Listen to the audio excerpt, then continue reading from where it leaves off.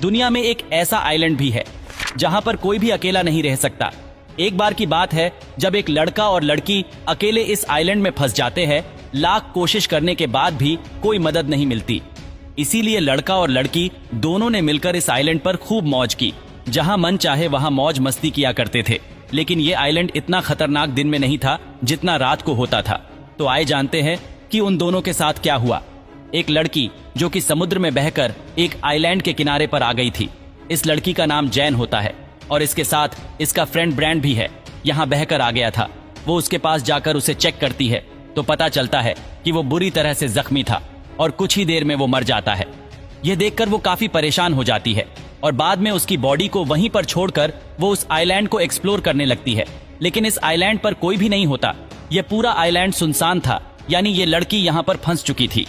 जब वो आइलैंड में अंदर जाती है तो उसे एक जगह पर एक थैला मिलता है जिसके अंदर उसे एक लेडीज का पर्स और कुछ बच्चों का सामान मिलता है।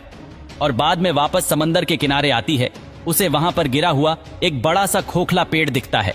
यह देखकर जैन को आइडिया आता है कि रात में वो अपनी सेफ्टी के लिए इसे सोने के लिए यूज कर सकती है। खैर, अब यहाँ पर जैन अपनी पहली रात गुजारती है और सुबह होने पर उठकर वो देखती है कि समंदर के किनारे कई सारी मछलियां बहकर आ गई थी। उसमें एक छोटी शार्क भी थी जिसका आधा शरीर खाया हुआ था। वो यहाँ से अपने खाने के लिए कुछ मछलियां ले लेती है। तभी जैन की नजर एक जगह पर जाती है जहां पर कि 3 लोगों की कब्र थी। यह देखकर जैन अपने दोस्त के लिए भी एक कब्र खोद देती है क्योंकि उसके दोस्त की बॉडी सड़ने लगी थी। अब अगले दिन जैन जब आइलैंड का चक्कर लगा रही होती है तो वो देखती है कि किसी ने उसके दोस्त की बॉडी को निकालकर आधा खा लिया है। यह देखकर जैन काफी घबरा जाती है। उसे कुछ समझ नहीं आता कि आखिर ये किसने किया होगा। उसे लगता है कि जरूर ये काम किसी जानवर का है जो कि इस आइलैंड पर रहता होगा। इसलिए वो एक लकड़ी को नुकीला करती है और अपने लिए एक हथियार बनाती है। इसके बाद वो आइलैंड के बाहर बैठकर उस जानवर का इंतजार करने लगती है। रात हो जाती है और अब जैन को नींद आने लगती है, लेकिन वो जानवर अभी तक यहाँ नहीं आया था। अब अगले दिन जैन की आंख खुलती है और वो समुंदर में सूटकेस को देखती है। वो सूटकेस को लेने के बारे में सोचती है, इसलिए वो समुंदर में जाकर उस सूटकेस को ले लेती है। तभी उसे नीचे कुछ महसूस होता है, इसलिए वो नीचे जाकर देखती है तो यहाँ पर उसे एक बड़ा सा होल दिखता है जिसे देखकर वो काफी हैरान हो जाती है। जब रात होती है तो जैन उस सामान को चेक करने लगती है और उसे उसमें कुछ फोटोज दिखते हैं। वो उन्हें देखने लगती है और समझ जाती है कि यहाँ पर कोई फैमिली छुट्टियां बिताने के लिए आई थी जिसमें 1 कपल और उनके 2 बच्चे थे। अब रात हो जाती है, इसीलिए जैन आइलैंड की तरफ भागने लगती है और एक जगह पर जाकर छिप जाती है। वो क्रीचर यहाँ आकर जैन को ढूंढने लगता है। इससे जैन और भी डर जाती है और आज की रात इसी तरह से बीत जाती है। अब अगली सुबह जैन फिर से उन्हीं फोटोज को देख रही होती है और वो एक फोटो में 2 चमकती हुई आंखों को नोटिस करती है जिससे वो समझ जाती है कि यह वही क्रीचर है जिसे मैंने कल देखा था और शायद इसी ने इस फैमिली को मारा होगा। ये देखकर जैन और भी ज्यादा डर जाती है और अब वो किसी भी तरह से इस आइलैंड से निकालना चाहती थी, लेकिन अब उसे उस क्रीचर से बचने के लिए कोई सेफ जगह चाहिए थी। इसलिए उसे वो गिरा हुआ पेड़ दिखता है। क्योंकि उसमें एक बड़ा सा होल था, इसलिए वो आज रात उसी में सोने का डिसाइड करती है। अब जब रात होती है तो वो क्रीचर फिर से यहाँ आता है और उसे यह भी पता लग जाता है कि जैन उस पेड़ के होल में छिपी हुई है। इसलिए वो क्रीचर उस पेड़ को तोड़ने की कोशिश करता है, लेकिन वो ऐसा नहीं कर पाता और थक हार कर वापस चला जाता है। अगली सुबह जैन उस पेड़ से बाहर निकालती है और देखती है कि उस क्रिएचर ने कल रात इस पेड़ पर कई वार किए थे, जिससे वो काफी डैमेज हो गया था। इसके बाद वो उससे बचने के लिए एक नया प्लान बनाती है। वो समंदर से कुछ बड़ी मछलियां पकड़ती है और उन्हें वहीं एक पेड़ पर टांग देती है। उसका प्लान था कि जब रात में वो क्रिएचर यहाँ आएगा तो वो इन मछलियों को खाकर वापस चला जाएगा और इससे उसकी जान बच जाएगी।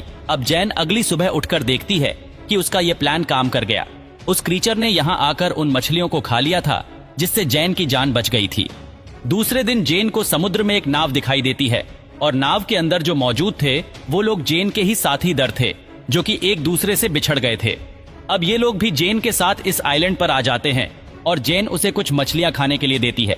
ये आइलैंड इन दोनों को बहुत पसंद आता है, इसीलिए ये दोनों इसी आइलैंड पर रहने का फैसला करते हैं। लेकिन जैन उन्हें बताती है कि ये आइलैंड बहुत ही खतरनाक है, लेकिन ये दोनों इनकी बात नहीं मानते और एक दूसरे के साथ बहुत ही मौज मस्ती करते हैं। और ये लड़का दोनों लड़कियों के पपीते के साथ खेलता है। लेकिन रात होते ही वो क्रिएचर यहाँ आता है और एक लड़की को उठा के ले जाता है। इसीलिए लड़का बहुत डर जाता है और एक पेड़ के ऊपर चढ़ जाता है लेकिन जेन उसे कहती है कि वो जीव सिर्फ रात में ही हमला करता है, दिन में नहीं। ये दोनों अब आइलैंड से निकलने का प्लान बनाते हैं, इसीलिए ये लोग कुछ मछलियां और कुछ नारियल अपने साथ ले लेते हैं। वो अपने सभी सरवाइव करने के सामान को रख लेते हैं। यहाँ पर लूकस काफी डरा हुआ था। जैन उसे समझाती है कि वो क्रीचर सिर्फ रात में अटैक करता है और जब तक रात होगी तब हम इस आइलैंड से काफी दूर जा चुके होंगे। इसके बाद जैन जाकर उस क्राफ्ट में बैठ जाती है। अब ये लोग जैसे ही अपनी क्राफ्ट से यहाँ से निकालने लगते हैं, लूकस को पानी में वही क्रीचर दिखाई देता है। यह देखकर ये दोनों काफी घबरा जाते हैं और उस क्राफ्ट को चारों तरफ से ढक लेते हैं, लेकिन तभी वो क्रीचर उनके क्राफ्ट में घुसकर उन पर अटैक कर देता है और वो क्रीचर जैन को पकड़कर अपने साथ ले जाता है। जैन के पास एक नाइफ था जिसे निकालकर वो उस क्रीचर पर कई बार अटैक करते हैं, लेकिन तभी लूकस भी जैन को बचाने के लिए पानी में कूद जाता है। यह देखकर वो क्रीचर जैन को छोड़ देता है और लुक्स को पकड़ लेता है। वो उसे लेकर अपने उस बड़े से होल में चला जाता है। ये देखकर जैन किसी तरह से तैरकर फिर से उसी आइलैंड पर पहुंच जाती है। जैन को लुक्स की मौत का काफी दुख होता है, इसलिए वो उस क्रीचर का सामना करने का डिसाइड करती है। इसके बाद वो वहां पड़ी लकड़ियों से कई सारे नुकीले हथियार बनाती है, लेकिन यह औजार उससे कम नोकीले लगते हैं।